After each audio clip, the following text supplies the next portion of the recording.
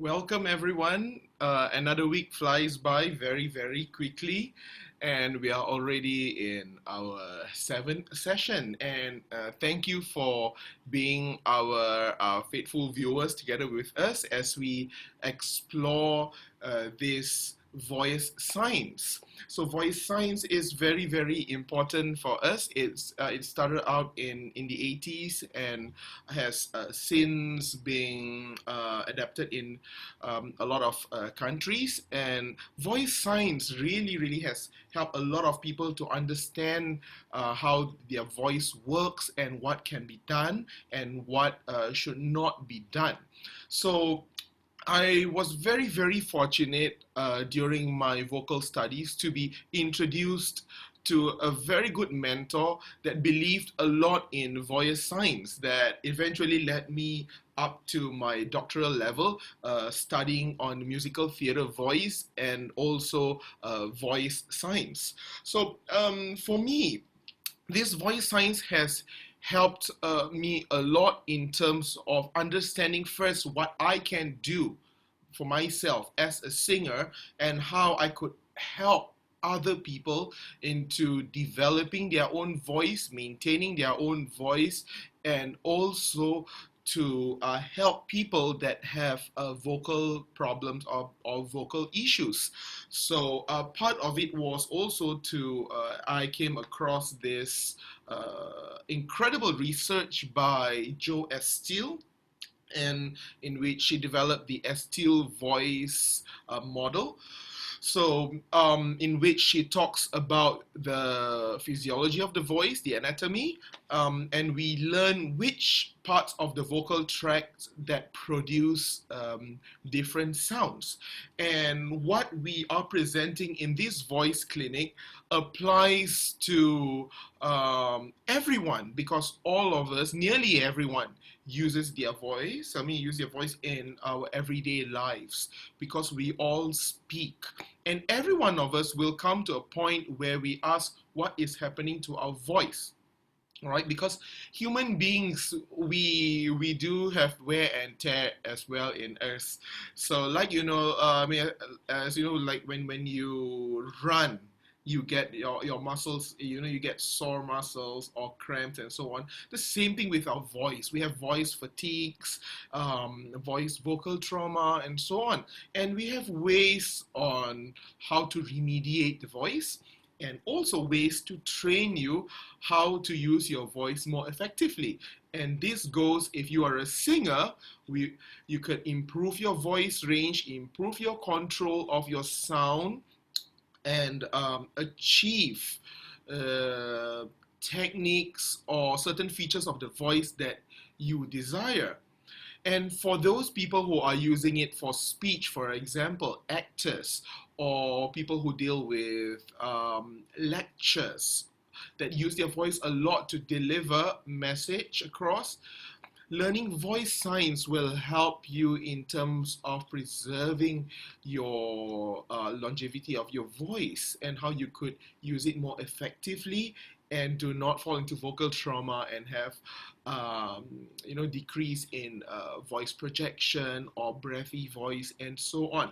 And throughout the entire voice clinic, I have had three of my good friends, which I know they are online today as well. We have Miss Sri Nakon, or we know her as Peng, from let me say, from Bamurat Hospital. Yeah, I think Peng is with us as well. Hi, Peng.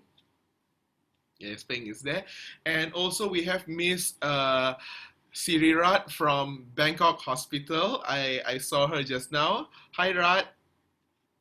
And we also have Dr. Ashwini. So yeah, and you can see that we are all from different backgrounds, in which all of us have the same thing that unifies us is the usage of voice. I come from an angle where I sing, and also teach about the voice. And we have Peng and Rat, which are in the remediation part and helping people with their speech and also to get their voice working back in order. And we have Dr. Ashwini, who is a dentist by profession, who also uses the voice to deliver message, and also in terms of her interest, her deep interest and passion in singing. So you can see that this voice clinic is a non-biased platform where we help everyone to be familiarized with how their voice works. Now, I know the majority of the people who are in this session today, in the Zoom session, a lot of them are singers, and also those who are watching, particularly, we have lots of singers. Now, singing, I was discussing this earlier on together with my colleagues. Singing is something in which lots of people find it nerve-wracking. When you ask someone to dance, everyone will just go on. They will say, no, I cannot do it, I cannot do it, but they will eventually go and just, even if they're doing Mr. Bean's movement, they still do it. When you ask someone to pick up an instrument, they will pick up and they will try and play no matter what. But if you ever notice that singing is something in which lots of people find it really, really scary. Even a good singer among the group, sometimes when you ask them to just demonstrate a song, they would just go, no, I'm not ready, I'm not prepared. Now the big question is why?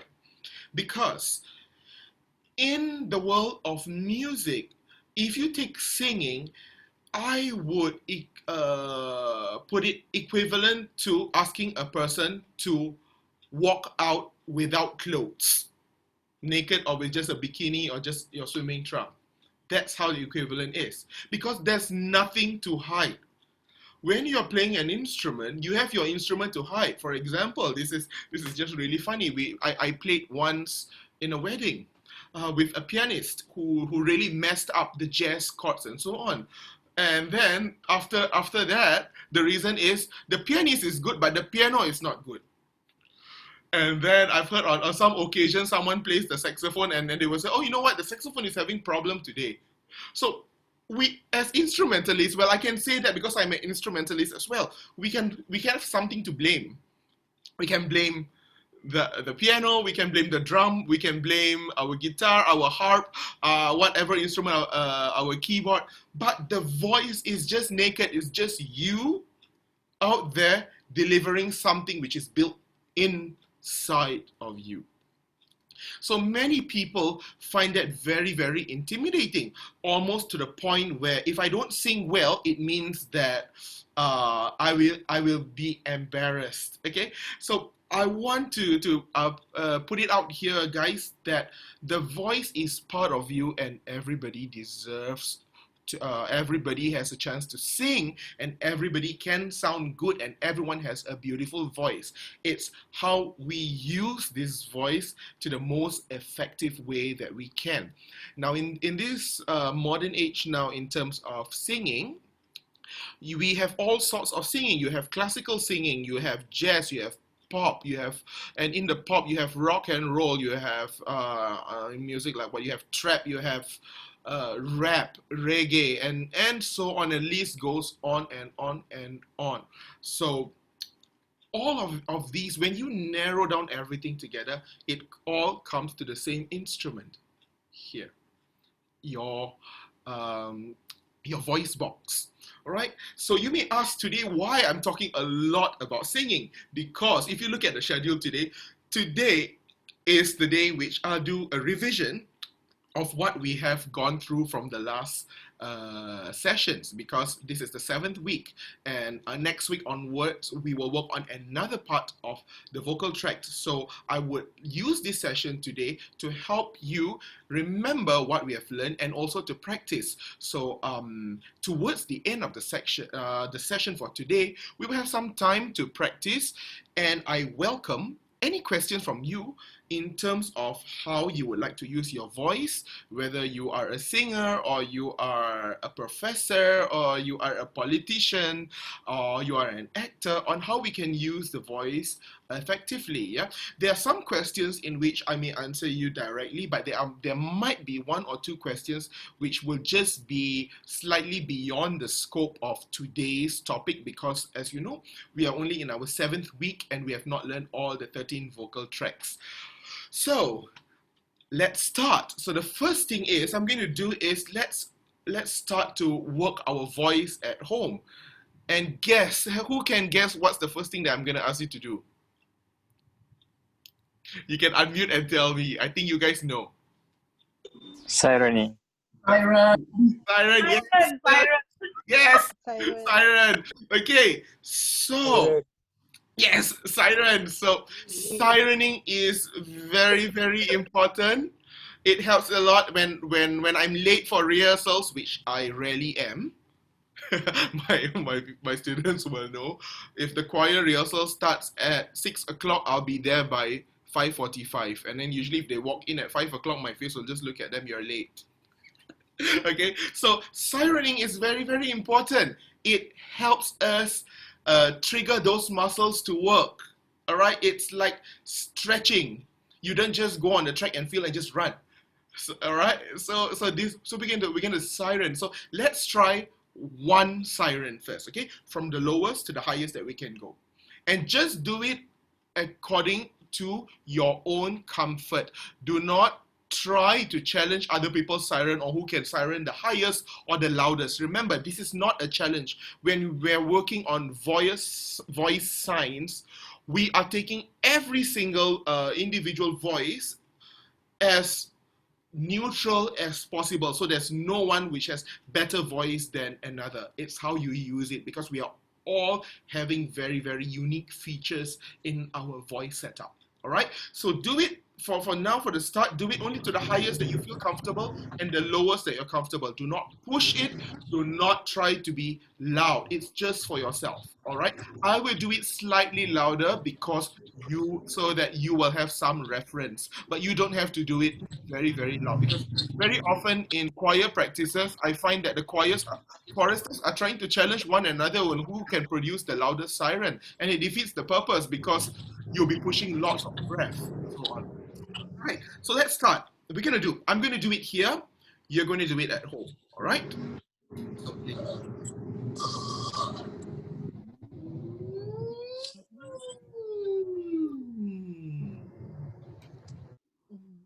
all right, I'm going to do it one more time. Just one cycle.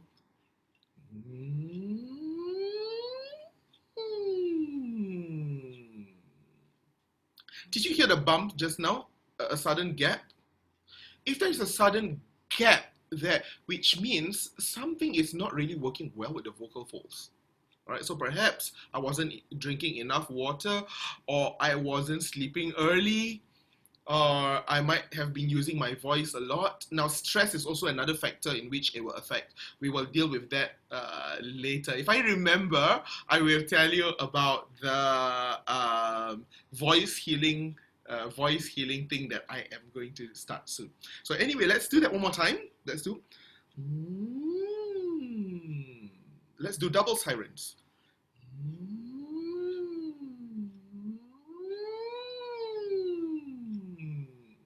How about let's do triple sirens?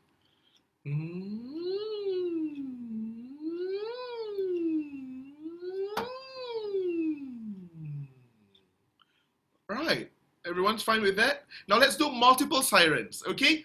And try and go as high as you can and as low as you can. Now try not to engage the tummy. You will have that sensation of trying to push more air, but resist. We just want you to work on your vocal folds. All right, so at the end of today, I have a slide that explains exactly why this siren is important and how it connects to all the vocal track, but let's save the best for last. So let's do it again.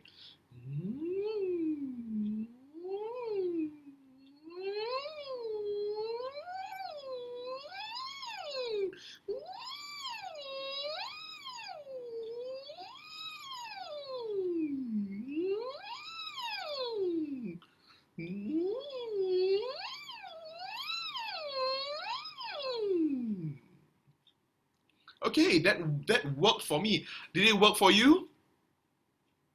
Yeah, so I hope that your sirens are working, because the more you practice your sirens, the more the range will be. And for those people who would want a quick fix on how you can increase your range, sirening would be a very good exercise for you to increase your range. All right. So when you are learning this vocal tract, it is very, very interesting that the more I teach about this voice science, the more I discover things in which it just fascinates me.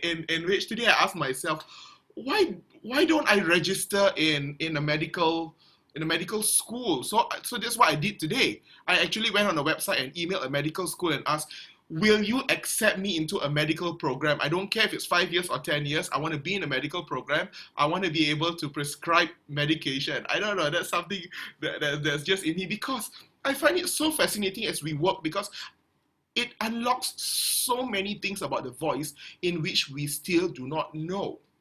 And part of my passion is when I meet people and help people overcome their vocal issues and see them being successful by using their voice. Okay, so the reason I'm saying this is because different vocal tracts correspond to different acoustical values when you are singing. All right, so once again, today I'm talking a lot about singing is because it's a recap, and also partly I want to expose you on a little bit of musical theater singing, which is in part of my specialization. So certain parts of the vocal tract are more biased towards pitch, high pitch and low pitch, whereas certain vocal tracts are more biased towards the volume of sound, to get bigger sound or softer sound. And some parts of the vocal tracts actually changes the tone color in which we get bright or brassy tone, or darker and mellow tone. So we are going to talk about that today. So I'm going to put you some slides now in which, here it goes, we will revise what we have started from day one. Okay, is the slide clear enough for all of you? Is it blocking? It's fine? Okay, that's good. I'm trying to adjust here so that I could see more people from the side panel. Okay, so welcome to Voice Science. How do I work this now? Okay, found it. All right, so let's recap. So I say recap here. So what is power, source, filter? So anyone want to be my guest today to tell me what is power, what is source, what is filter? So if you've been following on the series, you would know now what's the power, source, and filter. Anyone?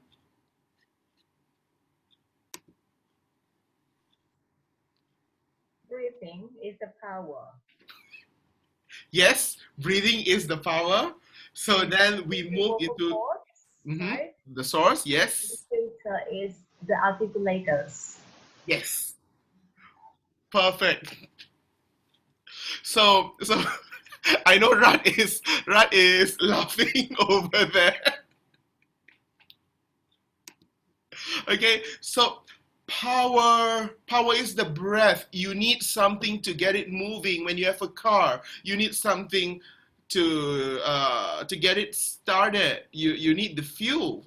When you have a gadget, you need something. You need power. You need energy. You need the batteries. So if you have a piano, a digital piano, you need electricity. So you need power in order to start something. So the power is the breath.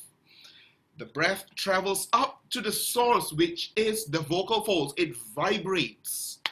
Okay? It vibrates at very, very fast speeds and produces sound waves.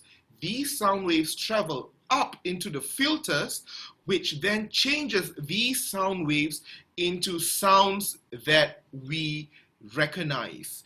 It changes into multiple kinds of sounds into what we call languages or noise or anything that we might perceive, because language to someone's ears or music to someone's ears might be noise to another person.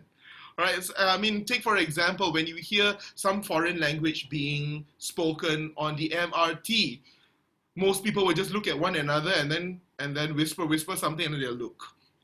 Right? Because what is language to someone else isn't language to us.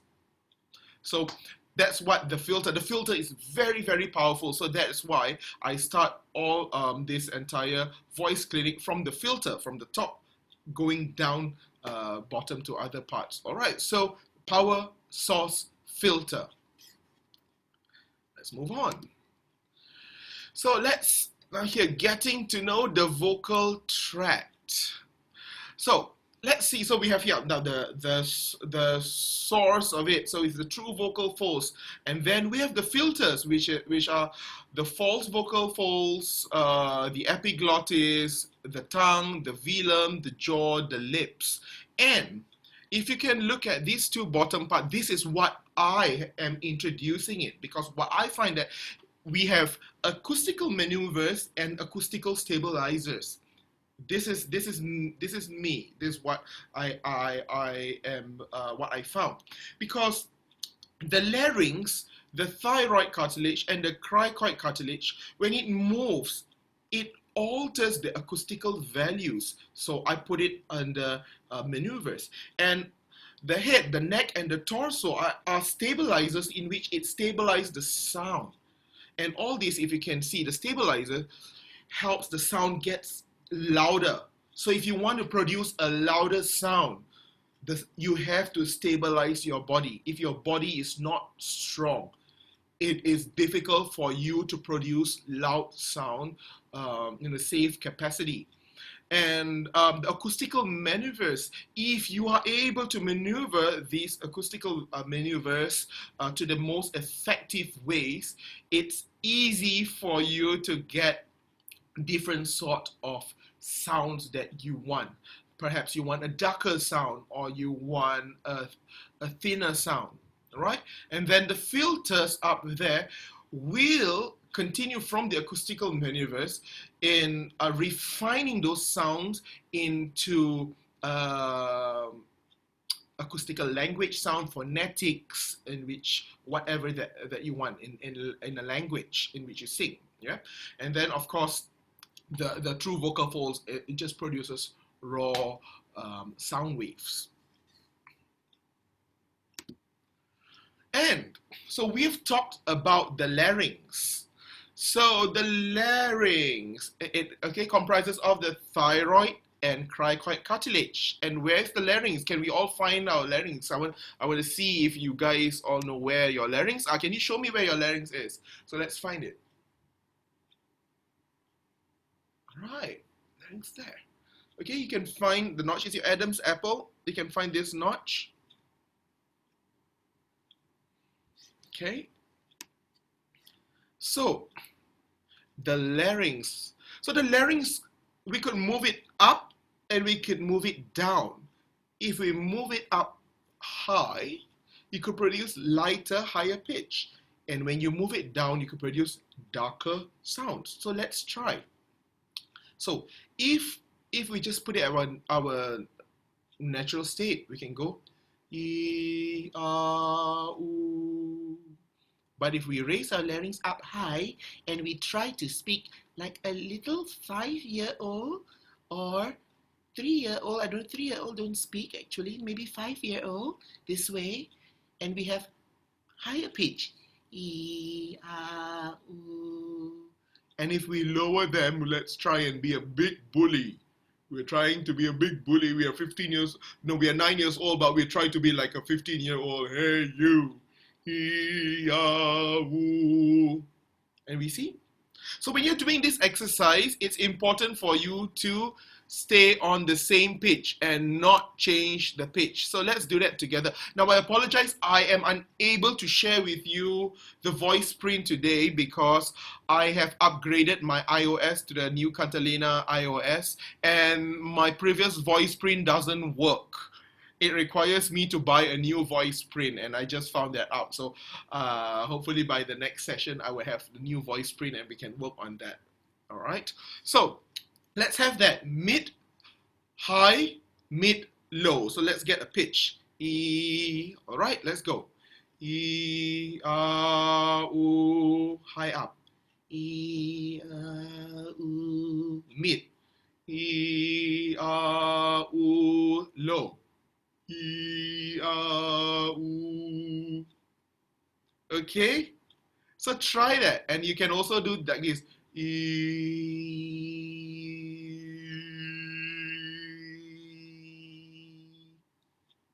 So when you're doing that, listen to what sort of sounds they are produced.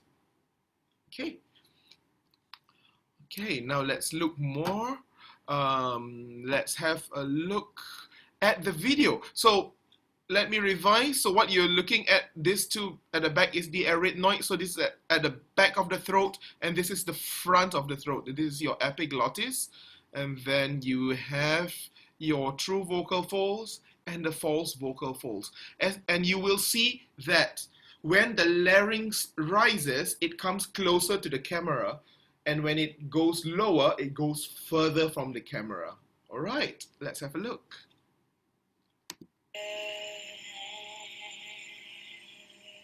It's lower, very low.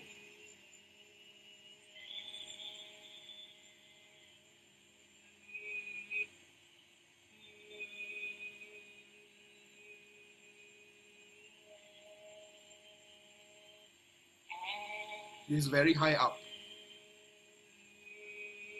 That's low.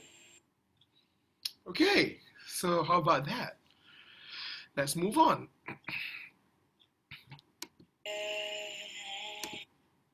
Next, we have the thyroid cartilage. Okay, so the thyroid cartilage is the one that you have the notch over here. Okay, so it is pointy at the front and empty at the back. So if you get your hands and just do like this, you can have a shape of the thyroid cartilage. All right, so in between here sits the vocal folds. So in which when it tilts forward, it pulls the vocal folds and it becomes thin. All right, and when you pull the vocal folds forward and when it's thin, it produces sweeter sounds, and it makes it easy when you want to have vibrato. All right, but when it doesn't tilt, it's on vertical, the vocal folds will be thick and it produces louder sound. So it can tilt and it can be vertical. So let's try. E, and tilt. E, Now you might probably ask, how do we tilt? How in the world, and what can I do? Because I can't see. I'm not translucent or transparent over here. Now what you do easily to get into the tilting thyroid is you try and whimper, you try and cry, you try and be as kind as possible, which I know the gentleman will just say, nah, I'm not going to do that. But gentlemen, if you tilt your thyroid cartilage well enough, your high notes are going to sound so sweet and romantic. All right? So gentlemen, if you're going to ask me, what makes a guy romantic? Tilt your thyroid cartilage. Tilt it effectively. All right? So let's do that again. E, tilting. E, Ask yourself, what's the difference? Do you feel? What do you hear?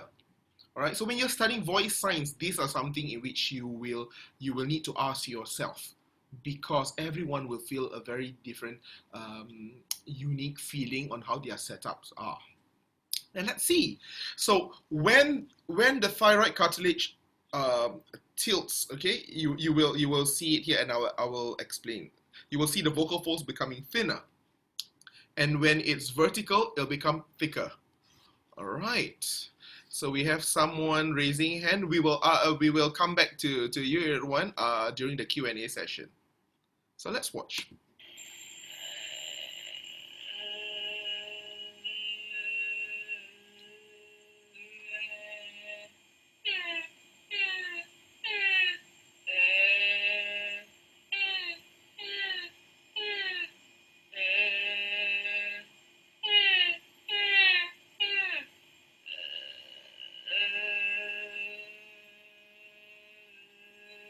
You can see the tilting motion, yeah?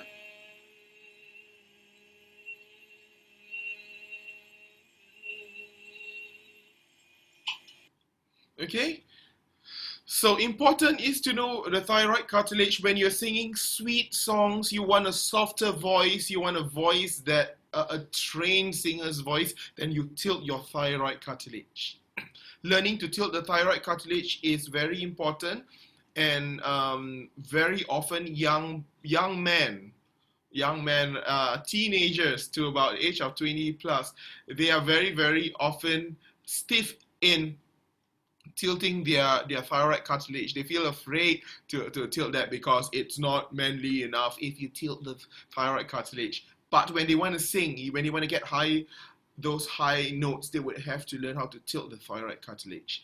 Ladies, if you want to be more gentle to speak to someone, tilt the thyroid cartilage, especially when you're talking to a baby. Imagine you're talking to a baby. Oh, how cute you are. You don't speak to a baby. Oh, how cute you are. Can I pinch your cheek? Right? You go, oh, how cute you are. All right. So that's the thyroid cartilage. So let's move on to the next one.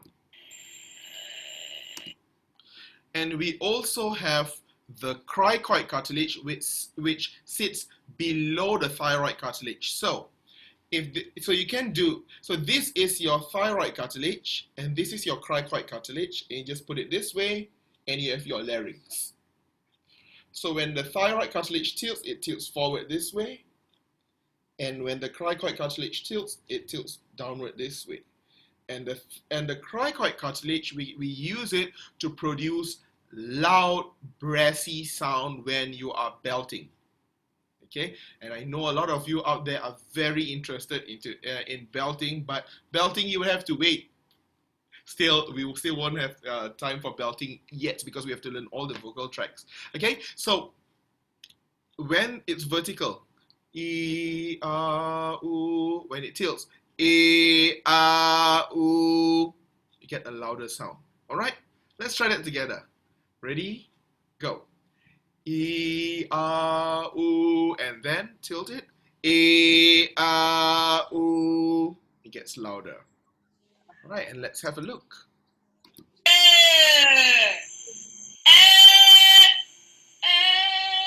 Thin vocal, see? Tilted cricoid, and you can see the back part of it moves to the front. And then we have the jaw, right? So the jaw helps in terms of the acoustical sound. So we have forward, mid, back, and drop. So forward, e a u, mid, e a u, back, e a u, drop, e a u. So if you can see, forward, it produces slightly darker sound. Mid is a very neutral sound. Back is slightly uncomfortable and quite blur. And the drop jaw gives you a louder sound, but doesn't necessarily be very, very clear. So those of you who are doing choir directors will tell you, drop the jaw. So, but be careful, because when you drop the jaw in the choir, because they want everyone to have a very unified vowel. But when you're singing solo, you don't want to sing, open up all the way. If I should stay. We don't want that. Okay, so use it effectively. Let's move on to the next one. We have the tongue. So the tongue, we can split it into two parts, the front and the back.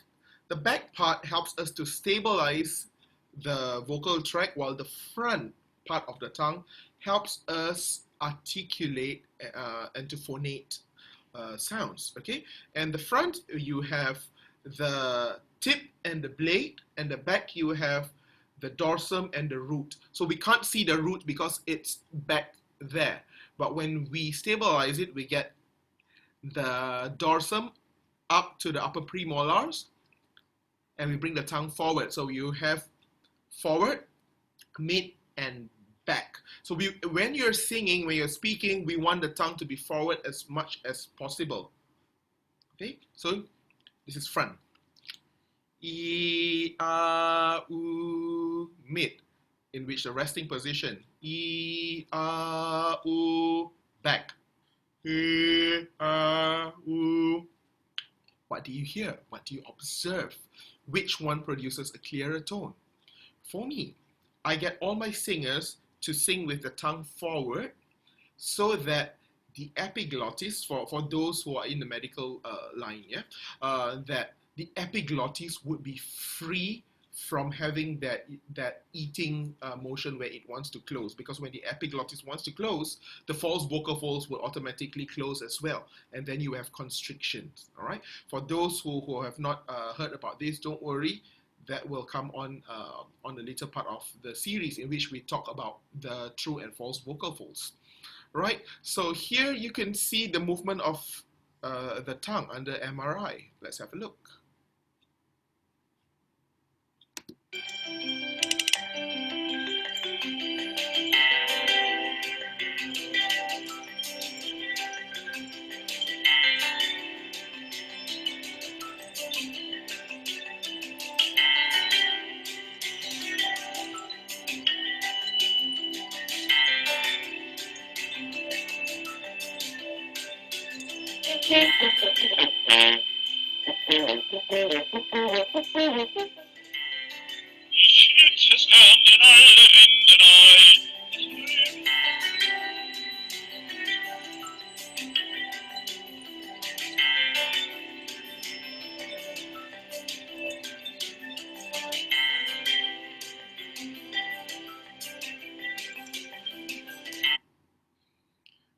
So it's interesting to see how different languages have different tongue positions, yeah?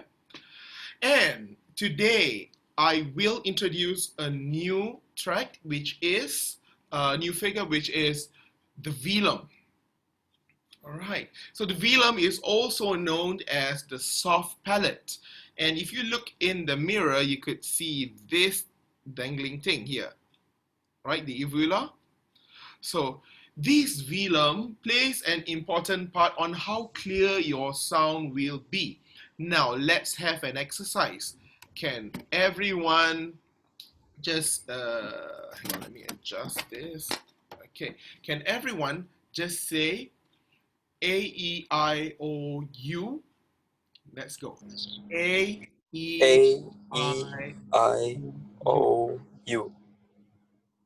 All right. Thank you. All right, so now let's try and sneeze. Okay, at the moment where you want to sneeze, hold that sensation and go.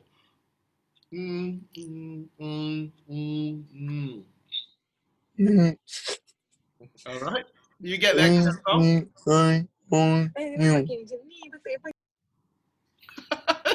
Thank you. We at least we have someone trying out for us to prove that it works. And then let's have one more. Let's all pretend that we are having a flu while we're singing, and we have can you do that? Did it work for you? So let's look. Hang on, what is happening with this? No, not that. So let's look. So what happens just now is that we have 3 different positions of the velum. You will have, so when the velum is low, it touches the back portion of the tongue at the dorsum, and all the air goes up through the nose, and that's where you get the sound. So Look, when I close my nose, there's no sound. Okay, that's when our velum is low and it touches the dorsum. So that corresponds with certain sounds like an sound. Certain language, like for example, Chinese language has that sound. And in Malaysia, we like to have your Have you eaten with that? So please know that that one has your velum low touching the dorsum. So all sounds is from the nose. And then what happens if you raise the velum and close? So this is where my cursor is. This is the velopharyngeal port. When you close it up here, all the sounds will come out from the mouth, and you have a clear sound. See, e, u. How do we check if our velum is high? Close. Try and pinch your nose. E, u. There should not be any change. What happens if now you are putting the velum here right in the mid position and it's hanging? So the sound comes out from the nose and from the mouth. So you will have this sort of sound. We check.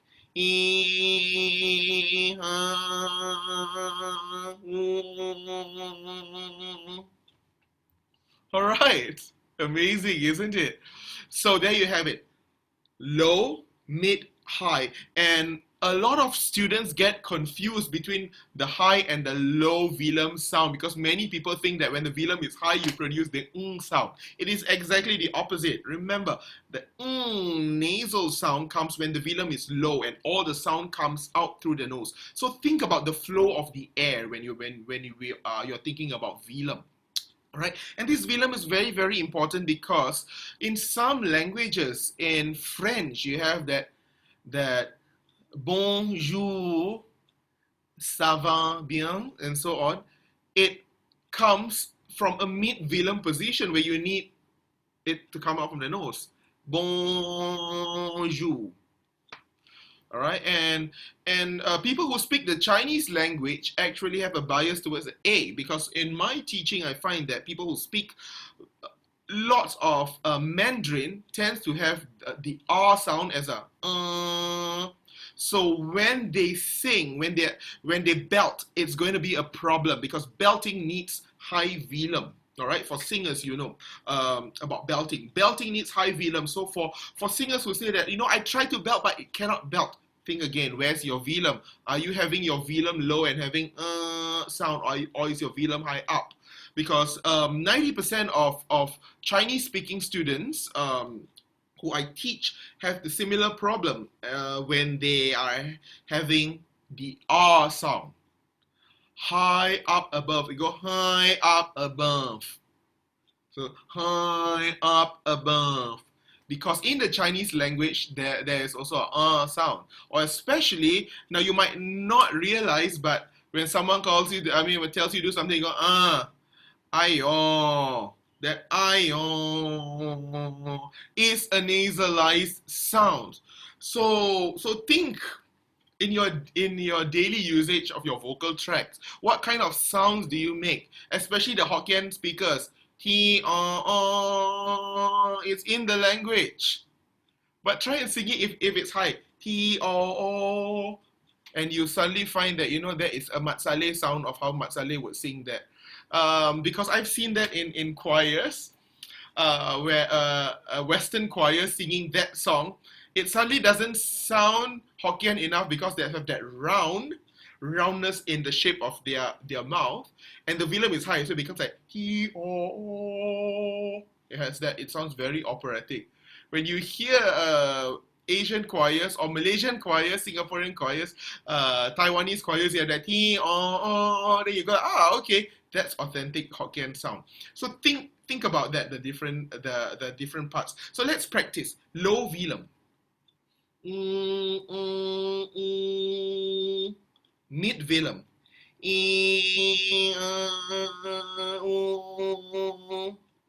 High velum.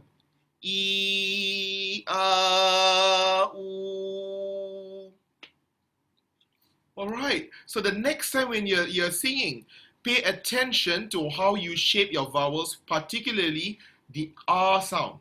The E is not so bad. No one sings the E, but a lot of R becomes and then they complain why I can't go louder, I can't go higher. Check your velum, see if you are wasting a lot of breath going up on both sides. Check. And let's see how the velum moves. Movement of the soft palate. Let's try.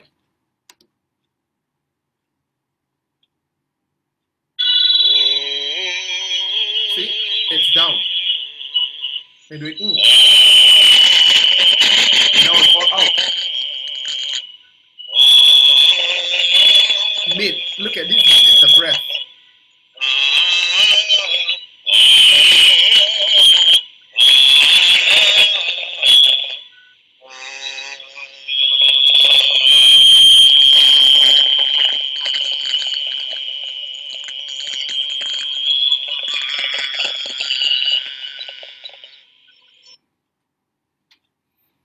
Okay, how about that? So, some acoustical exercises that we can do. Sirens, so to work on the movement of the larynx. So why we do sirens? Because we want to exercise the movement of our larynx. We want to have more full closure of the vocal folds, the true vocal folds, and we want to practice tilting the thyroid. So that's what we do.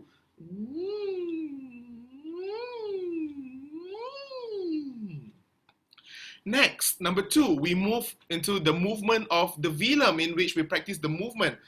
Mid, low, mid, low. So we have ngi, nge, nga, ngo, ngu. You try. Ngi, nge, nga, ngo, ngu. Ngi, nge, nga, ngo, ngu. Ngi, nge, nga, ngo, ngu. Ngi, nge, nga, ngo, ngu. See if we can do that.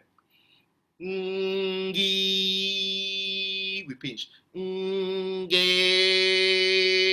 nga, ngo, ngu. All right. And how do we practice to get our velum strength and the tongue up? We practice by having So we can have this. All right. That is also practicing on your siren. So we are killing multiple birds with one stone. And we go up. So when I'm starting to do all these exercises with my students, I do it only 1 octave, no more than 1 octave, because we just want it to get moving. So when we are doing our vocal exercises, we have to know on what we would want to achieve. Are we just trying to warm up the voice to get it started? Or do we want to practice to get range? Because if we just jump and go as high as possible, then it loses our focus, because some things are not suitable to be sung at a high register. So please know on what you want to work. These exercises now I'm showing you is just to get you to get started, to warm up your voice, to prepare your voice to sing. And later on, when you want to work on like how to widen your range of your voice, and then we do different exercises for that, right? So that's for the And then for the jaw, we want to have the jaw to loosen up, ya, ya. So we have that drop jaw. The same thing we do, ya, ya, ya, ya, ya, ya, ya, ya, ya. Or sometimes just for creativity, we just do ya, ya, ya, ya, ya, and look in the mirror. Now, when I do that, I recommend singers to also raise their eyebrows. Okay, ya, ya, ya, ya, ya, and raise up the cheekbones. Next, the cricoid cartilage exercise is left out deliberately in this presentation, because I'll leave that one when we are doing belting. Because belting isn't something that most of us would want to teach at an early stage, because belting is wonderful, belting is exciting, but belting can also be dangerous for singers who do not know well enough on how to practice safe singing and what to do with their vocal tract. Okay, because you can easily get vocal trauma if you are belting the wrong way. Belting is loud. Belting uses a lot of very very high intensity movement of the vocal tract. So we will deal with that later. All right, and so that comes to the end of today's presentation. And I will now play for you some words from our sponsors. And after that, we will open up for question and answer.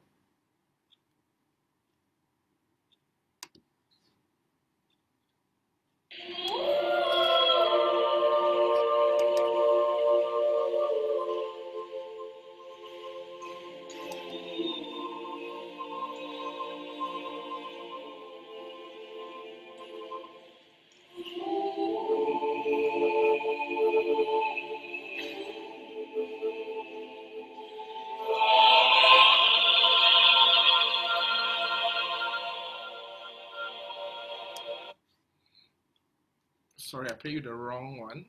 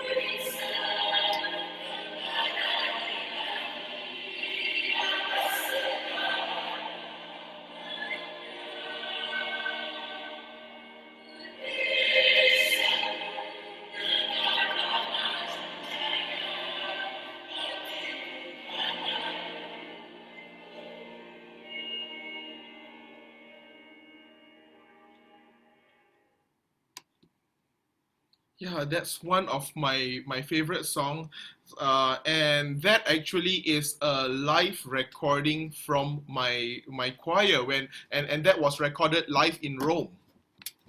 Yeah. So, all right. So let's welcome some any questions. Okay, we have our first question from Hazrik. Yes, Hazrik.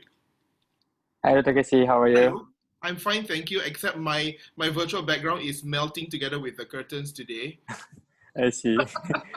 Okay. So my question is that regarding the Velum movement exercise, that we need to, is it compulsory for us to pinch our nose? Mhm. And what's the reason behind it? Is it that we want to feel the vibration of the nasal voices? And the second is that I would like to know, is it the same, the function behind the Velum movement exercise? Is it the same for the tongue movement exercise? For what I understand, tongue is for articulation. Is it the same for Velum as well?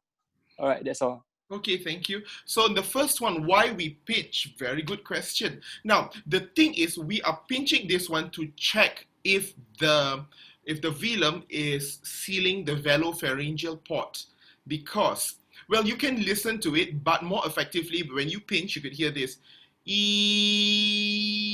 See, when I pinch, if there is no alteration of sound, which means the velopharyngeal port is sealed, so all the air is out from the mouth, in which what we want in most of the time that we are speaking or when we are singing. But sometimes when we find when singers are having problems with which they cannot reach high pitch or they cannot have loud intensity, we check. So if they're singing, for example, we pinch, and when the sound changes, so we know that the velum is not high enough, So that's where we get to detect and tell them to raise the velum. So the reason of pinching it is to be able to listen to the acoustical sound to check if the velum, in which position the velum is. Yeah. So does that answer your first question? Yes, thank you. Okay. And your second question, yes. So the tongue is for the acoustical part for articulation, yes. But when we are doing this exercise to strengthen the tongue, is because, as we know, if you remember that we say that we have a higher tongue or forward tongue when we are trying to sing. All right. So part of it is we combine the tongue muscles together with the velum in order for these things to work well.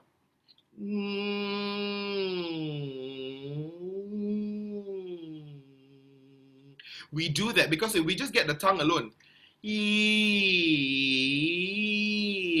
we can do that as well, but we won't be able to hear very clearly the effectiveness of the sound change. But when we have the velum touching the tongue back here, so at least you have some support and some contact.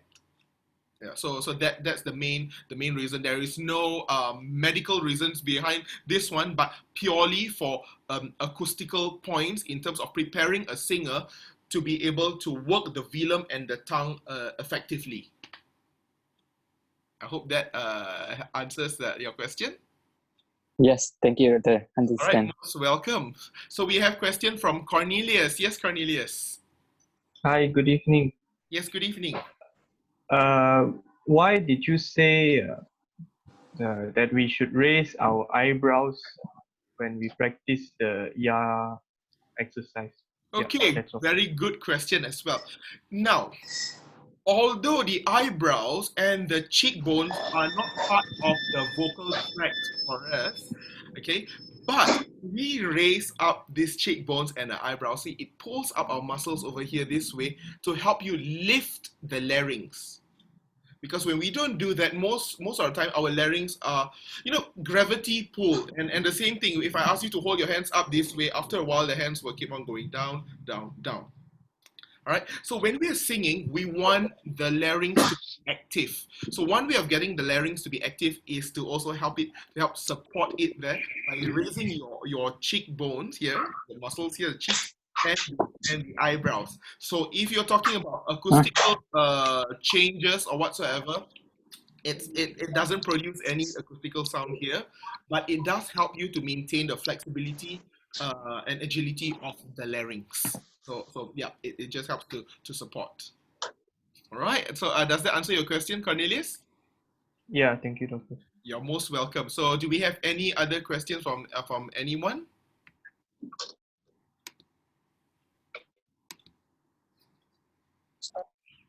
Okay.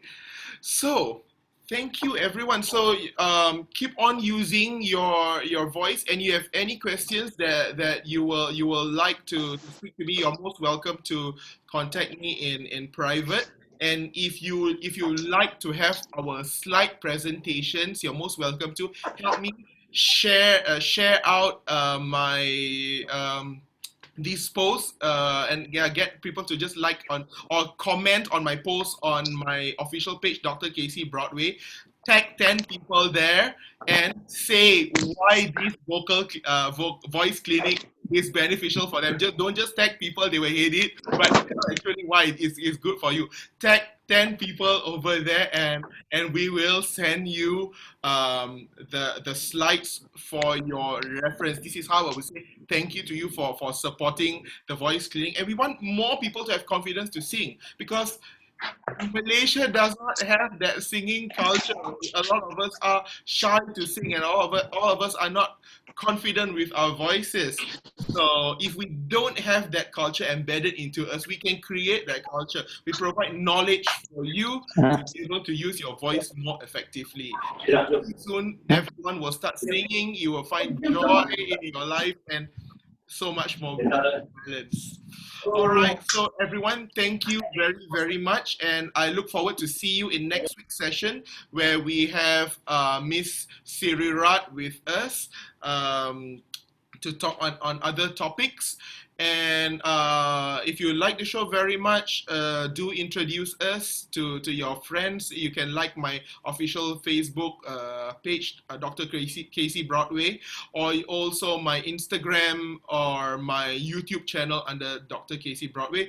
So yeah, help us to get more reach so that this show will be continued, and I shall keep you informed with other projects that are coming up, such as also voice, also for wellness, your soul wellness, and so on. Singing for your aura. This is something which I'll work on. It's very, very simple that you can do. It's almost like doing meditation, but it's through singing. Okay, and don't think about singing Beyonce in that. It's more of an exercise to work on your brain on simple sounds, acoustical sounds that help release some hormones and so on. Yes, I'm working on that. I'm compiling on that will come out. And also we will have masterclass sessions in which you can join, and also the singing club. So more things to come up. Thanks to you guys who have been religiously helping us throughout this whole thing, because if we have more viewers joining in,